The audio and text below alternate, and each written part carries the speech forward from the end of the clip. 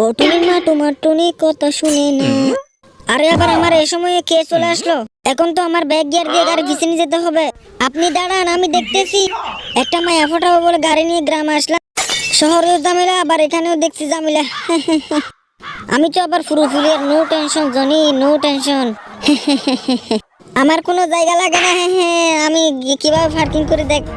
আমি হচ্ছি গিয়ে আবার বাল ফাঁক না জনি, আমার সাথে ফাঙ্কা নিস না।